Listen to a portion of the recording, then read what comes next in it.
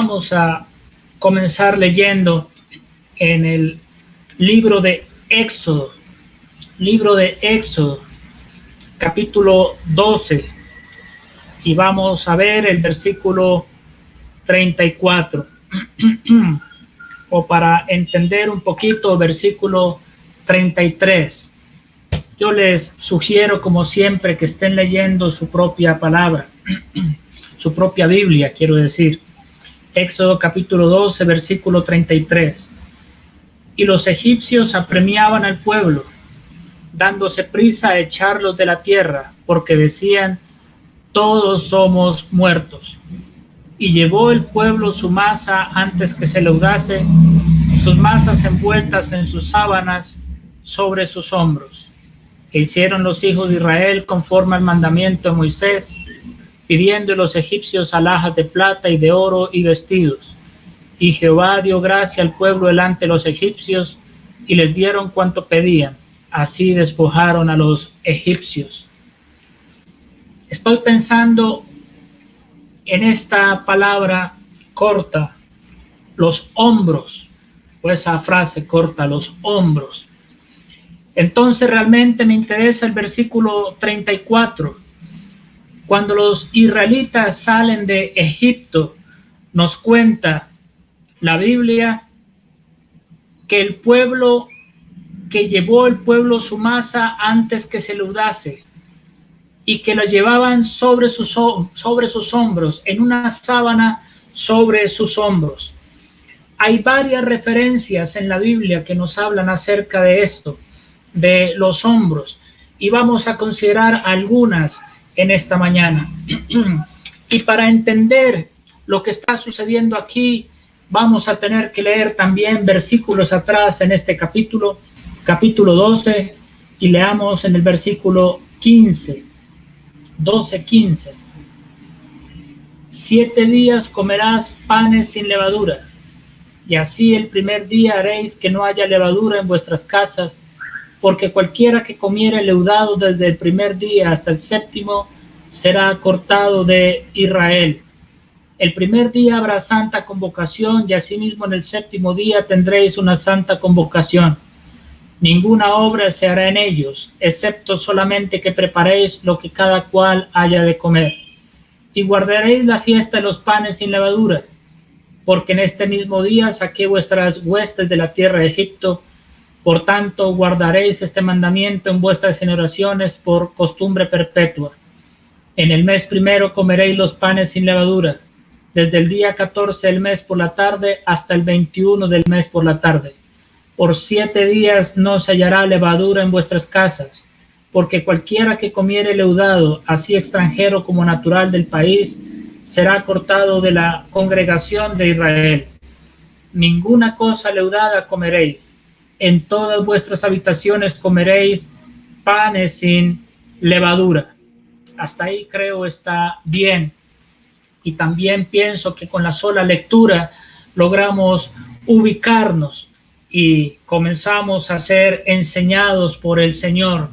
La sola lectura de la palabra es de mucha bendición, mucho más que lo que yo pueda decir en esta noche. Los hombros. En los hombros se carga, en los hombros se soporta, en los hombros se lleva un peso. Entonces, a manera de aplicación, los hombros me hablan no solamente de poder, de fuerza, de la capacidad de soportar, de llevar un peso. Entonces, en este sentido también es una responsabilidad. Los israelitas, cuando salieron de Egipto, salieron con sus masas no leudadas aún. Las pusieron en sábanas, las colocaron sobre sus hombros, y así salieron de Egipto para dirigirse hacia el desierto. Masas no leudadas aún. Ya Moisés les había explicado sobre la fiesta de la Pascua. El día 14 del primer mes, en ese nuevo calendario divino que Dios escogió para su pueblo Israel, el día 14 sacrificaron un cordero entre las 2 tardes. Y dice que también que desde ese día hasta el día 21 debía celebrarse la fiesta de los panes sin levadura. En el día 14, la fiesta pascual, el cordero pascual, cuando los israelitas colocaron la sangre de ese cordero en los dinteles de las casas, en los marcos de las puertas, si ustedes quieren, de tal manera que cuando vino el ángel de Jehová para ejecutar su juicio sobre los primogénitos, solamente los hijos mayores de las casas egipcias murieron, y los israelitas fueron librados por la sangre de ese cordero. Pero soportado sobre eso, se iniciaba la fiesta de los panes sin levadura. Entonces, la fiesta de los panes estaba al nivel de la Pascua. La levadura en las Escrituras siempre, sin excepción, nos habla de algo malo y particularmente nos habla de pecado. Ahora dice que eran 7 días sin levadura en sus casas. El número 7 nos habla a nosotros de un ciclo completo de la perfección. Entonces, pensando en nosotros, Dios quiere que junto con la Pascua nos habla de la redención, el día que nosotros salimos de la cautividad de Egipto, el día que creímos en el Señor, en que la sangre del Cordero Pascual de nuestro Señor fue aplicada a nuestros corazones, cuando fuimos comprados por ese precio tan grande que pagó el Señor Jesucristo por nosotros. Y ahora entonces iniciamos nuestro transitar sobre el desierto, que debe ser una fiesta. La vida cristiana no es algo de amargura. La vida cristiana debe ser realmente una fiesta. Ahora, las fiestas de Jehová no todas eran de alegría, habían fiestas también de gran solemnidad, de arrepentimiento, de recogimiento, si se quiere. Pero esta fiesta de los panes sin levadura, mis amados hermanos, pienso en la vida cristiana y todo el periodo que nos corresponde a nosotros vivir en este mundo, en este desierto. El Señor desea que sea una fiesta sin levadura, sin pecado, sin la práctica del pecado, que no haya levadura en nuestras casas, como acabamos de leer. Y entonces, pensando en los hombros, echarnos a los hombros esa responsabilidad.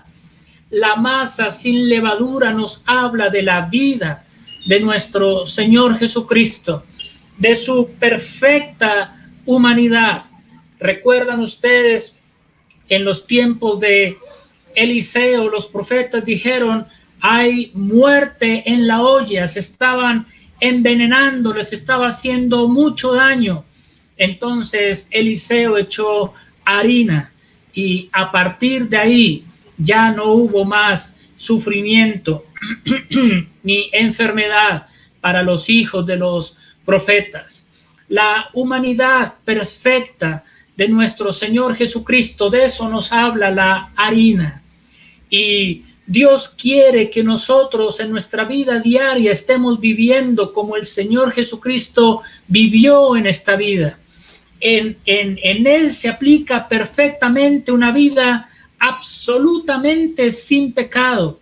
Él no tenía la más mínima propensión al mal. Él no podía pecar. Esa es una doctrina fundamental que no nos cansamos de repetirla y de admirarnos. Pero el Señor quiere que nosotros en nuestra vida no alberguemos el pecado.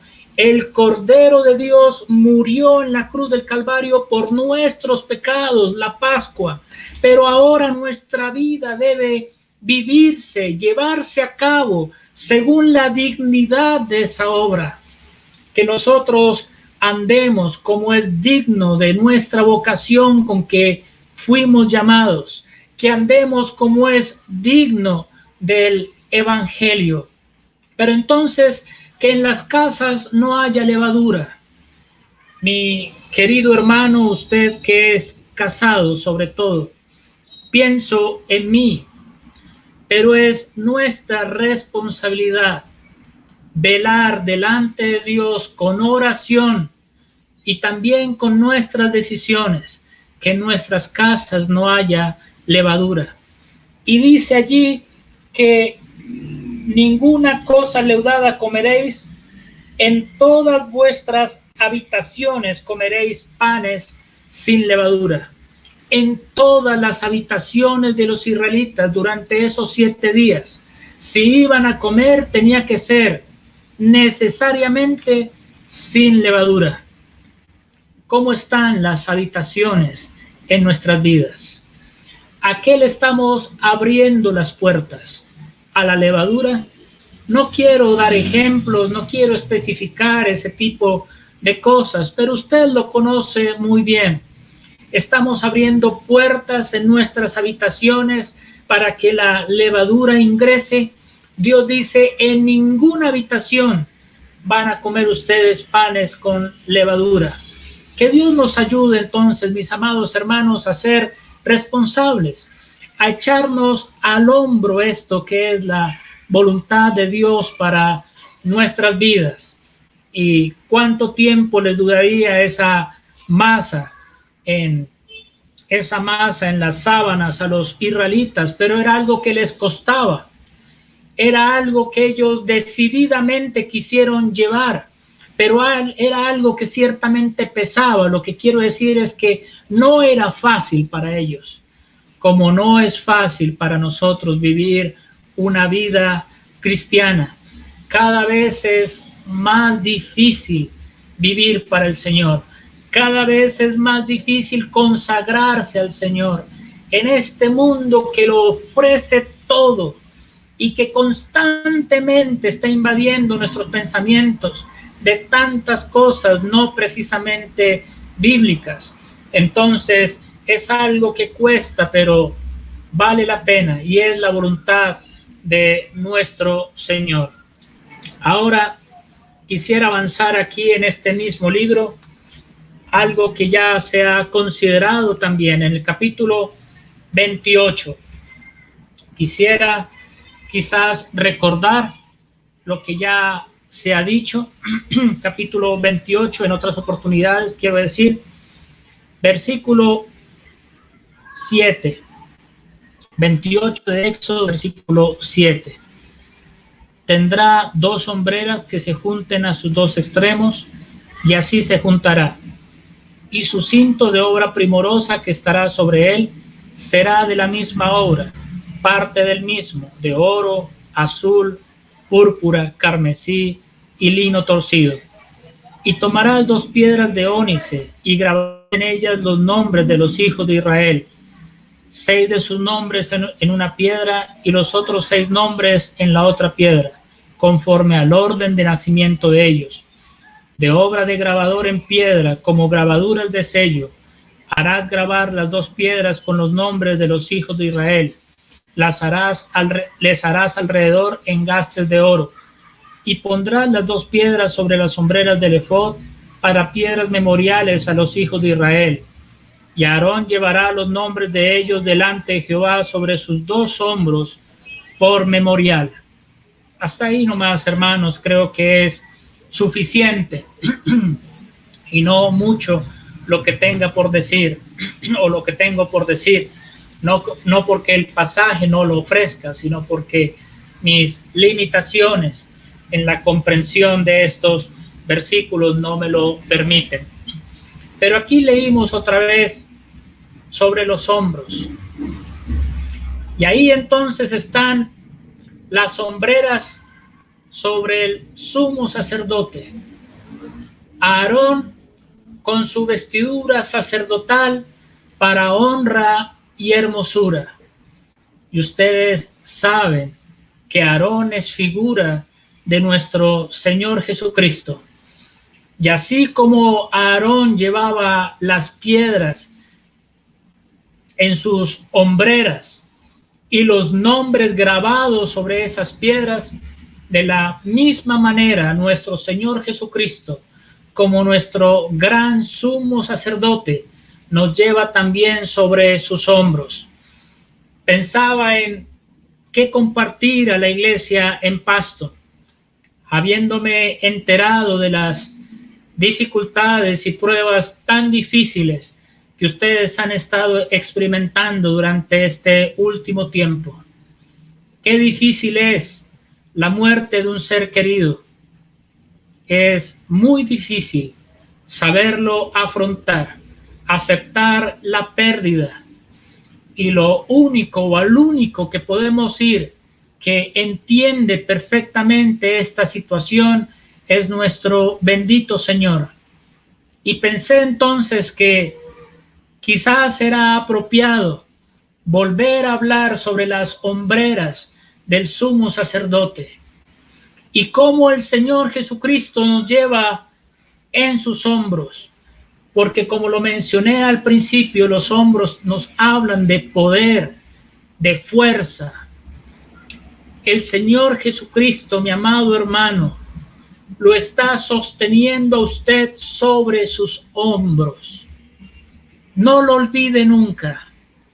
A veces consideramos la pandemia como tal, difícil, y todo lo que esto ha traído, desempleo, enfermedad, muerte, desazón, confusión, como que a dónde vamos, hasta cuándo tenemos que esperar este tiempo, desesperación incluso, nos cansa ya, solo virtual, esto es un mundo irreal, quiero la vida verdadera, la vida real, en fin, tantos cuestionamientos, pero los ojos debemos levantarlos a la bendita persona del Señor Jesucristo.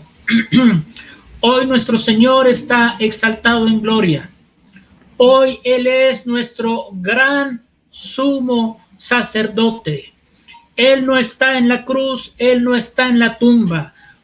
Hoy, mi querido creyente, mi amado hermano, considere al Señor a la diestra del Padre, sentado. Cuando leemos de los sacerdotes en el Antiguo Testamento, siempre están de pie, sin descanso.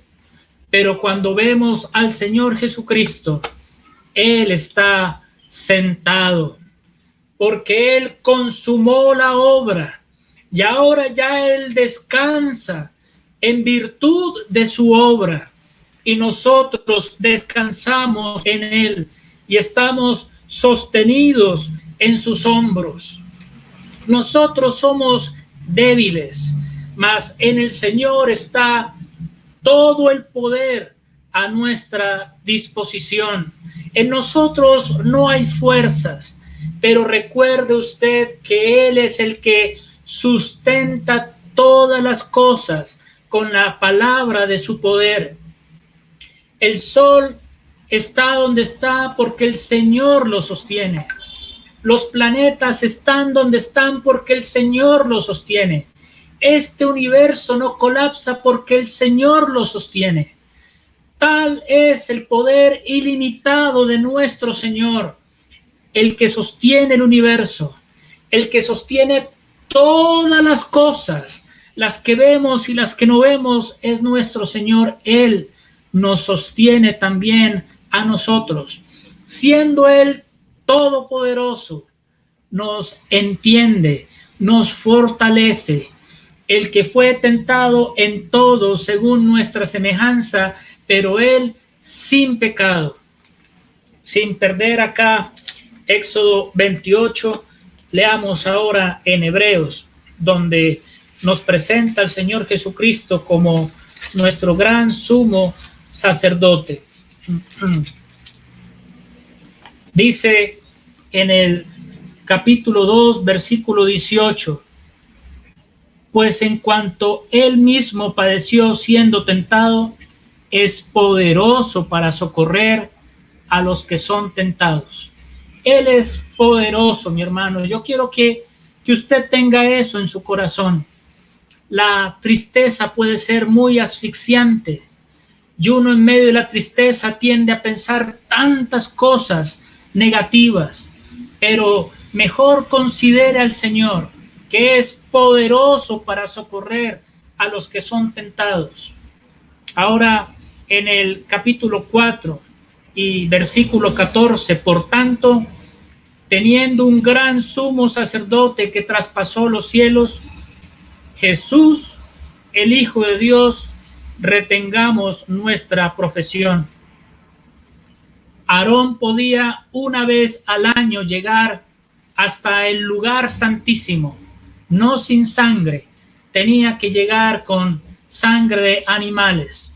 Pero el Señor Jesucristo, en virtud de su sangre, se ha presentado también hasta el lugar santísimo, pero no de un santuario terrenal. Él se ha presentado en el cielo mismo, el que traspasó los cielos. Él es el que está sentado a la diestra de Dios. Él es el que nos sostiene. Estamos sobre sus hombros. Y dice ahí, Jesús, el Hijo de Dios. Sé que lo he mencionado antes, pero piense, Jesús es el nombre que Dios le otorgó al Señor Jesucristo en su humanidad. Entonces Jesús nos hace pensar en ese hombre perfecto. Ese hombre que vivió aquí en la tierra en perfección es el mismo que está en el cielo, es un hombre perfecto, sí. Lleva las cicatrices en sus manos, en sus pies, en su costado, pero es un hombre. El hombre que conocieron aquí en esta tierra es el que está en el cielo glorificado, pero es el mismo hombre. Ese hombre perfecto, glorificado, es a la vez el Hijo de Dios, y estamos sobre sus hombros. Allí estamos seguros, pero no solamente dice que estamos sobre sus hombros, sino que nuestros nombres están allí grabados, y si están grabados es porque no se iban a borrar. De la misma manera, nuestros nombres no pueden ser borrados de los hombros de nuestro gran sumo sacerdote.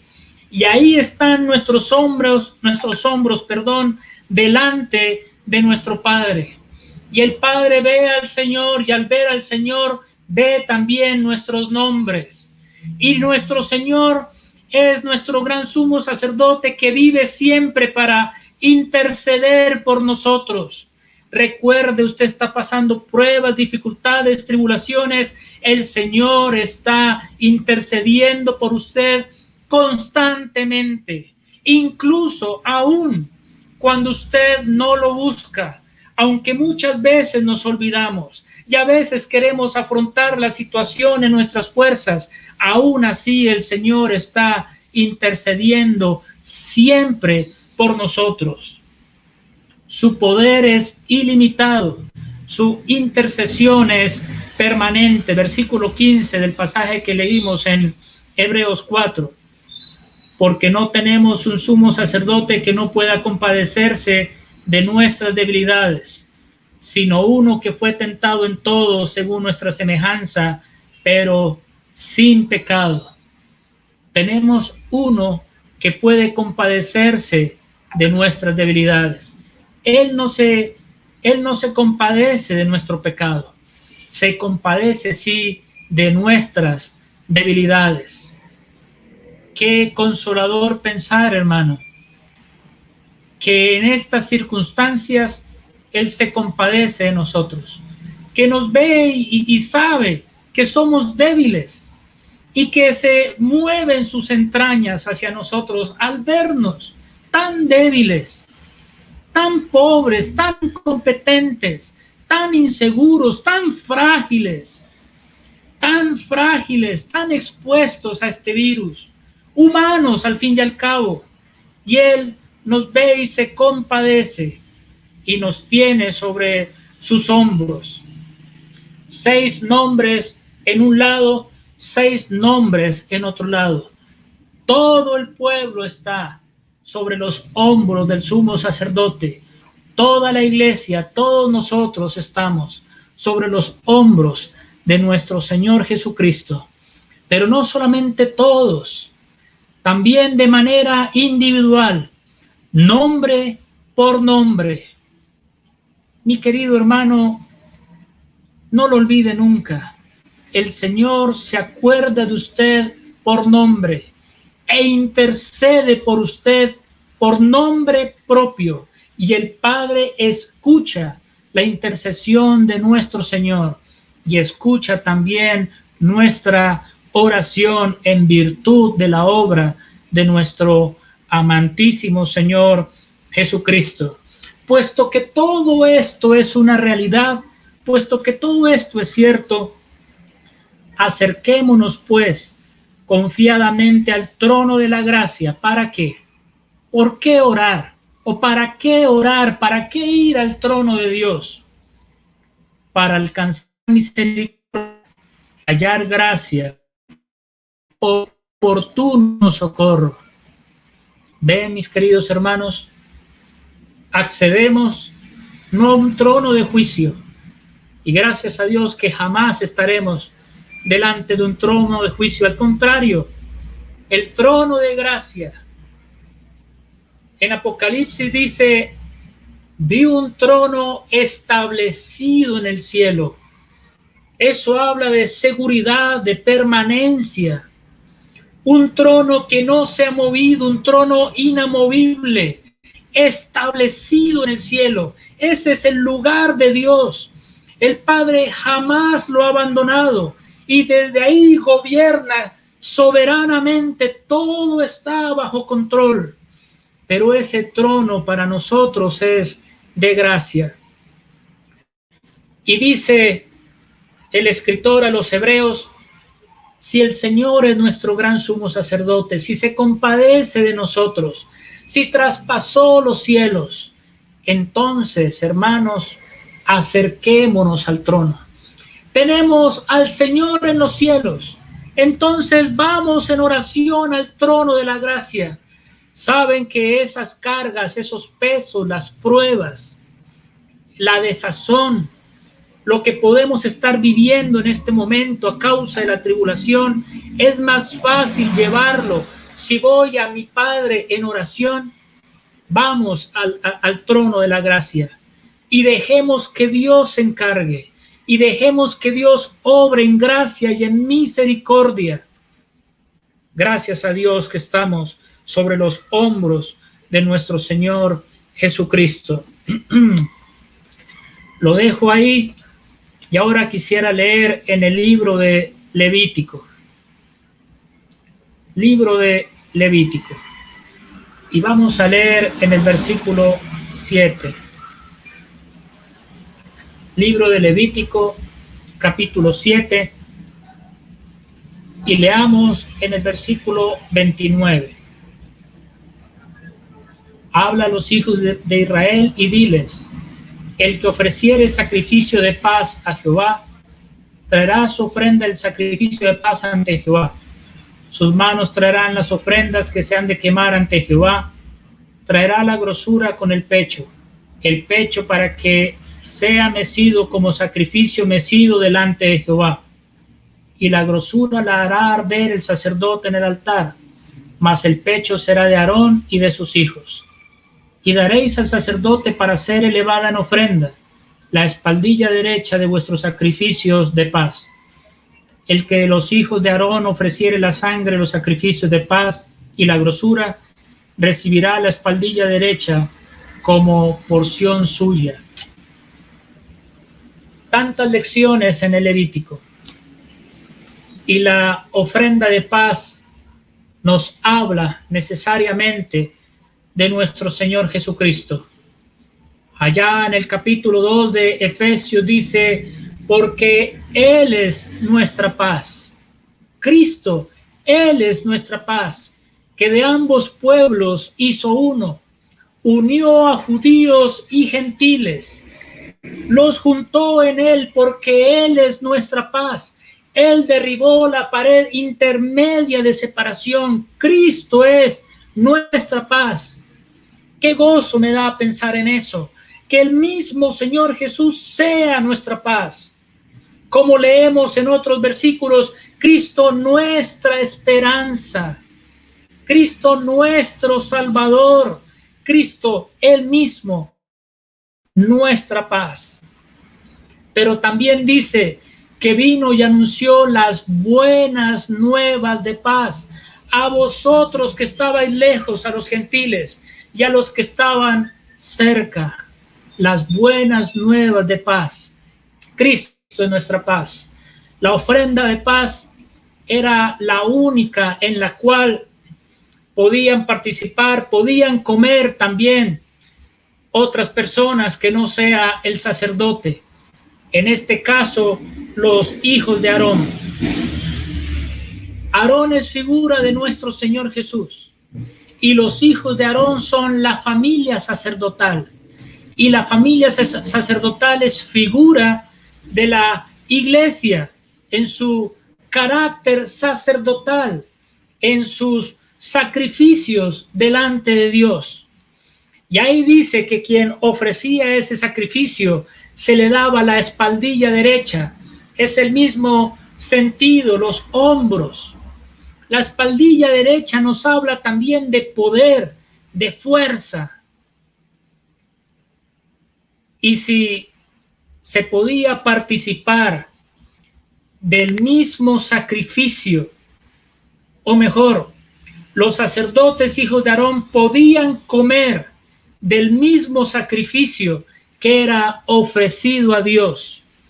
Y si me permiten el término, los sacerdotes se alimentaban de lo mismo que Dios se alimentaba en ese sacrificio.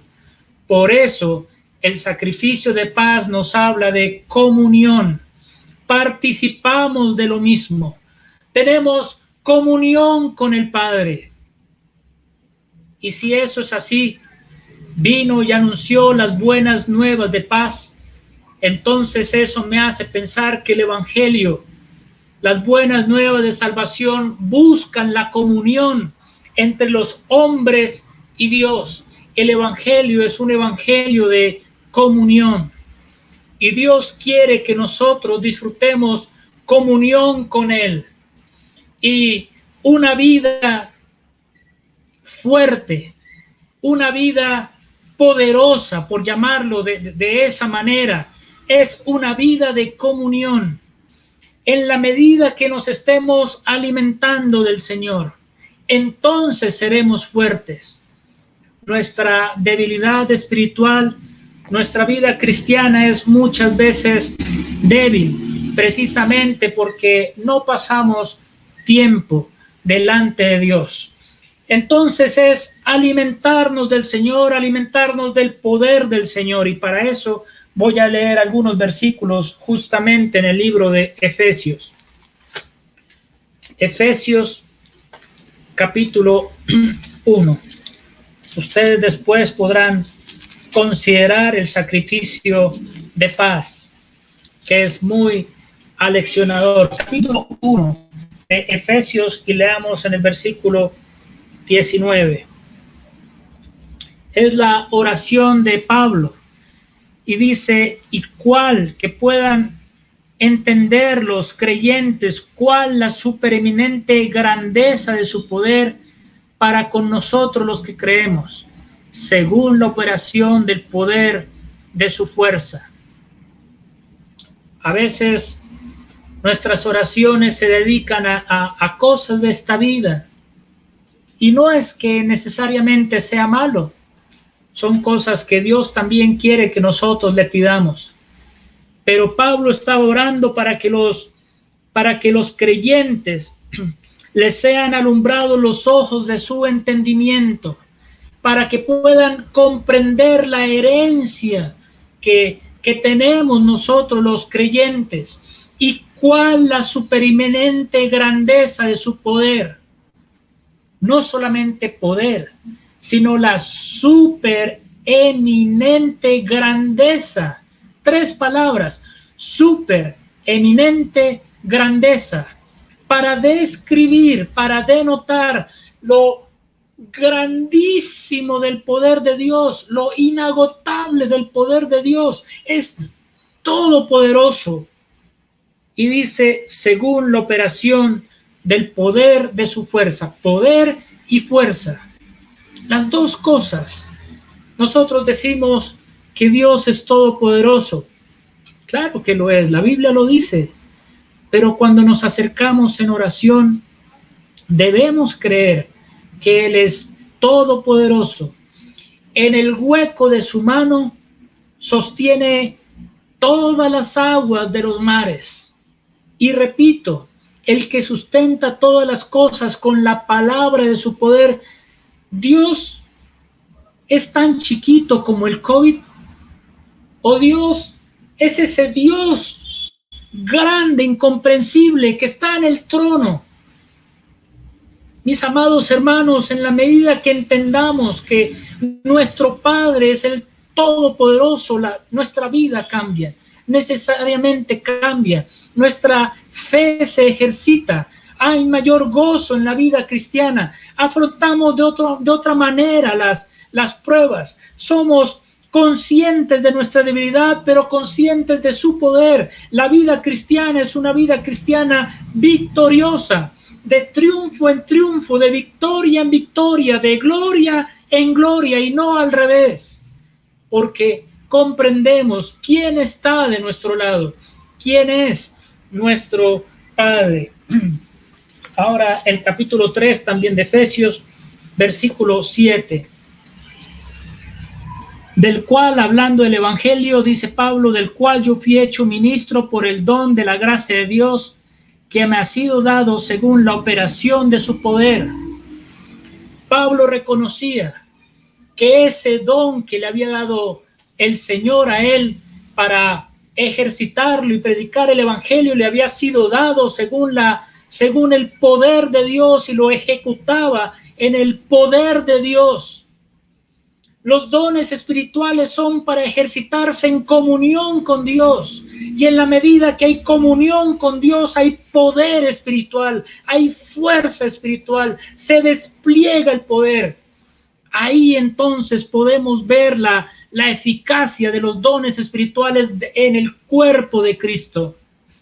Cuando digo el cuerpo de Cristo, no estoy pensando únicamente en la iglesia local, sino la iglesia en su totalidad, como el Señor nos quiera usar a cada uno de nosotros, pero debe ejercitarse entonces en la comunión con el Señor, disfrutando del Señor, alimentándonos del Señor, en oración, pasando tiempo delante de su trono, en humillación, en su presencia, no de otra manera.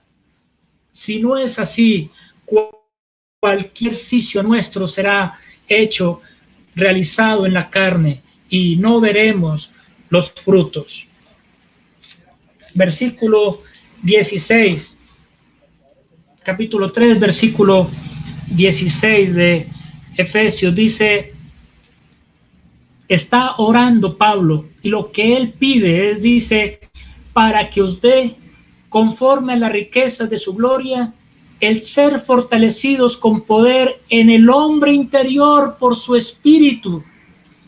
Pablo también dijo que este hombre exterior se va desgastando, pero el interior se renueva de día en día, que esta leve tribulación momentánea produce en nosotros un cada vez más excelente peso de gloria.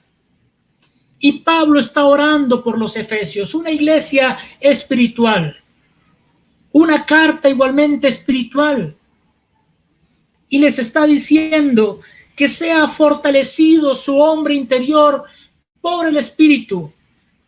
Dice, con poder en el hombre interior por su Espíritu. Permita, hermano, permitamos que Dios obre con poder en nosotros, en nuestro hombre interior. Nuestro hombre interior, Dios quiere vitalizarlo, que la energía del Espíritu se manifieste en nosotros. No vamos a ser unos superhéroes, no va a ser así, pero sí vamos a ver en medio de la dificultad, de la prueba, del dolor, de la tristeza, vamos a experimentar cómo nuestro hombre interior se renueva, no porque seamos algo, sino por el poder de Dios. Versículo 20. está hablando de una oración, de la oración de Pablo. Y aquel que es poderoso para hacer todas las cosas mucho más abundantemente lo que pedimos o entendemos, según el poder que actúa en nosotros. Aquel que es poderoso. Por favor, mi amado hermano, goce la comunión con el Señor. Gocemos la comunión con el Señor. Veamos su poder en nuestras vidas. Acerquémonos a aquel que es poderoso. No lo dudemos. ¿Cómo dudar de Dios? El que levantó de entre los muertos a Cristo. El que nos levantó a nosotros también de entre los muertos y nos dio vida, nueva vida. Consideramos nuestra vida pasada y vemos nuestra vida nueva y sin lugar a dudas el poder de Dios se ha manifestado en nuestra vida. Entonces acerquémonos a aquel que es poderoso, todopoderoso. Él puede hacer mucho más allá de lo que pedimos o entendemos. ¿Le ha pasado que usted está pidiendo por algo con fe, con verdadera fe, y Dios responde cosas que usted no había pedido, ni entendemos siquiera? Porque ese es Dios, y gloria a Dios que es así, de esa manera, según el poder que actúa en nosotros. Dice, a Él sea la gloria. Y me pasé del tiempo, pero leo este último versículo, capítulo 6, versículo 10. Cuán importante es la comunión, mi amado hermano. Por lo demás, hermanos míos, fortaleceos en el Señor y en el poder de su fuerza. Y continúa hablando de la armadura de Dios. No tenemos lucha con sangre o carne, sino contra principados, potestades. En los lugares celestiales hay una guerra tremendísima, pero nos dice a nosotros, fortaleceos en el Señor y en el poder de su fuerza. Si no es así, hermanos, cuán expuestos estamos nosotros a ser presa fácil del enemigo. Que Dios nos ayude en estas consideraciones para buscarlo con fe, con gozo, con confianza, que Él es todopoderoso. Vamos a orar.